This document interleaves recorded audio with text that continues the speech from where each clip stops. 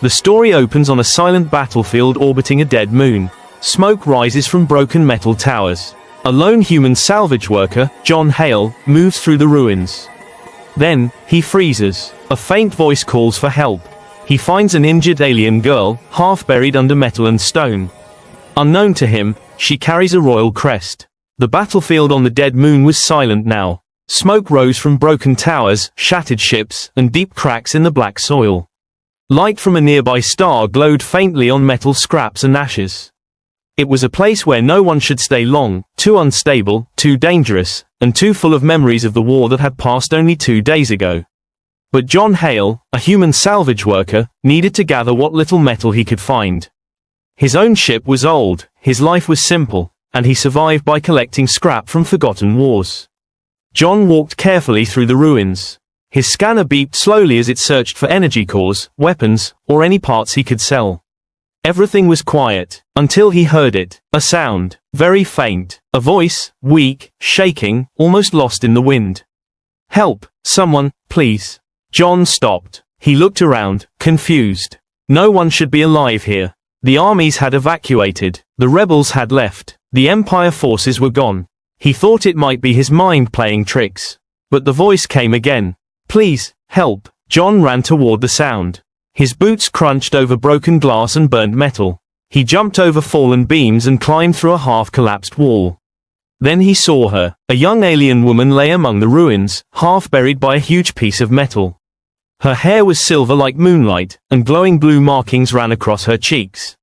Her skin was pale and bruised. One of her legs was trapped, and she was breathing heavily. Jon's heart jumped. She was clearly hurt, and badly. He rushed to her side. "Hey, can you hear me? Stay awake." Her eyes opened slowly, showing bright violet pupils. She stared at him with fear and pain. "You, human?" she whispered. "Yes," Jon said, "and I'm here to help." He tried to lift the metal beam, but it was too heavy. So he grabbed his cutting tool and began slicing it apart. Sparks flew, and the girl winced, but Jon worked fast.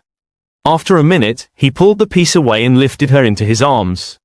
She cried weakly but held on to him. "Thank you." Jon carried her toward his small salvage shuttle. The inside was cramped but clean enough. He laid her gently on the bed and began checking her wounds. Her leg was badly injured, but not broken. Her arms had deep cuts, and her breathing was weak. She kept looking at him like she didn't understand why he was helping. "My name is Jon. What's yours?" She hesitated. Her lips trembled. I-C-A-N not say. Jon frowned. "Why not? Are you in danger?" She looked toward the door, terrified. "They will come for me." "Who?" Jon asked. But she didn't answer. She only stared at the small window, as if expecting soldiers to burst in at any moment. Jon moved to the controls to take off. But before he could, his scanner beeped loudly. Multiple unidentified ships were entering the area. Jon's blood went cold. Someone searching the moon. The girl grabbed his arm with surprising strength. "Please, don't let them find me." Jon didn't understand what was going on, but he knew one thing. She was scared for her life. And he couldn't leave someone in that state. He powered up the ship. The girl finally lost consciousness. As she fell back on the bed, something slipped out of her torn clothing, a small metal pendant. Jon picked it up. A royal crest. The crest of the Erendor Empire, the strongest alien empire in the galaxy.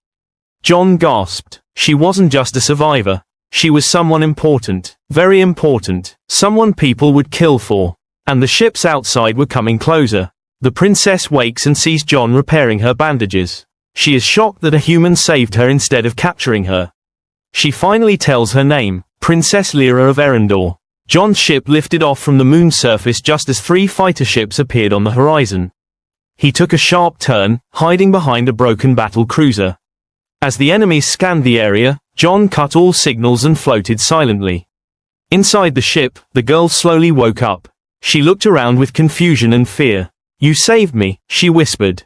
Jon nodded. "Yeah, but you need to tell me what's going on. Those ships, are they after you?" She looked down at her hands, hesitant. Then she took a deep breath. "My name is Lira," she said softly. "I am the princess of the Erendor Empire." Jon stared, speechless. He knew the Erendor Empire well. Every human did. They were powerful, strict, feared across the galaxy. A human saving one of their royals. That was dangerous, maybe deadly. Lira continued speaking, voice shaking. My escort ship was attacked by rebels. They want to start a war between my empire and the outer colonies. If I die, or if they capture me, everything will fall apart. Jon understood now why she hid her name. The rebels wanted her as a hostage. Or worse. Jon scratched his head. Okay, but why come to this moon? I didn't choose, she said. My escape pod was hit. I crashed. I tried to hide until someone loyal found me. But instead, you found me. She looked at him with deep confusion again. Why did you help me, human? My empire has been at war with your kind before. Jon shrugged. Because you were hurt. Because you asked for help. And because no one deserves to die alone on a dead moon. Lira's eyes softened. Humans are not what I was taught. Before Jon could answer, the ship shook. Alarms blared. The rebels found us, Jon yelled. 3 fighters were on his tail. They fired small bursts of energy, shaking his ship again. Jon switched to evasive controls, diving between asteroid chunks and broken ships. Lira held onto the seat, her injured leg shaking with pain. Can you fight? Jon asked her. She shook her head. Not in this condition. Then I'll handle it. Jon threw the ship into a sharp spin and released decoy flares.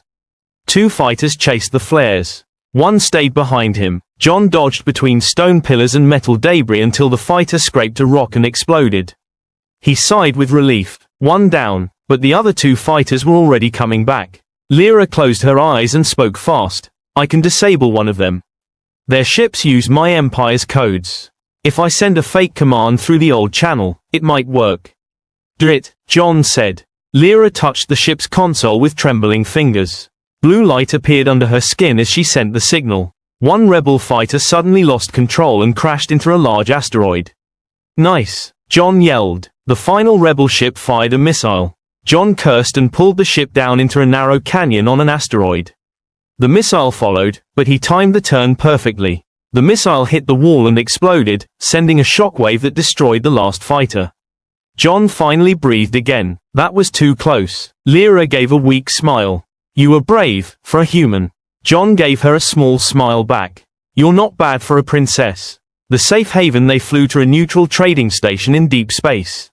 Lira said her loyal guards sometimes patrolled near this region. If they could reach them before the rebels returned, she would be safe. When they landed, Jon carried her out of the ship. Her injuries were worse now, she could barely stand. People on the station stared, confused by her glowing markings and royal clothing. Before Jon could find medical help, a group of armed rebels rushed out from a side corridor. There she is. Take the princess. Jon quickly stepped in front of Lira. You want her, he said, you go through me. The rebels laughed. He had no armor, no fancy weapons, just a metal bar he grabbed from his ship. The first rebel charged. Jon dodged and slammed the bar into the man's arm, knocking the weapon away. Another tried to shoot, but Jon kicked him into a wall. 1 rebel grabbed Lira's arm. She gasped but raised her hand. A weak blue pulse shot from her palm, knocking the rebel back. Jon fought 2 more, using human speed and scrapworker skill. He grabbed a broken pipe and swung it hard. The rebel leader tried to stab him, but Jon twisted aside and hit him in the jaw. Rebel soldiers fell one by one. Then horns echoed through the station. Large armored guards entered, soldiers of the Erendor Empire. Their armor glowed blue, and their weapons hummed with energy. The rebels surrendered instantly. The leader of the guard walked to Lira and kneeled. Princess, we finally found you. The guards turned toward Jon with suspicion. They pointed weapons at him. Jon raised his hands slowly. Easy, I just helped her. The guard captain stepped forward. A human, helping royalty, why would you do that? Before Jon could answer, Lira stepped between them, standing on shaking legs. Because he is better than any of you. The guards froze. Lira continued, her voice strong. This human saved my life. He protected me when I was helpless. He fought for me. He deserves honor, not distrust. She looked at Jon with gentle eyes. And he is my friend. The guards lowered their weapons. The captain bowed. The Empire thanks you, human Jon Hale. Jon nodded shyly. He looked at Lira. So, I guess this is goodbye. Lira stepped closer. For now, but our paths will cross again. I promise. Jon watched as the princess was taken to her shining ship. Before boarding, she turned and smiled at him one last time. Then the royal ship lifted into the sky and disappeared into the stars. Jon stood alone on the station platform, holding the royal crest she had secretly left in his hand. He smiled softly. His quiet life had changed. And somewhere out there, a princess remembered him.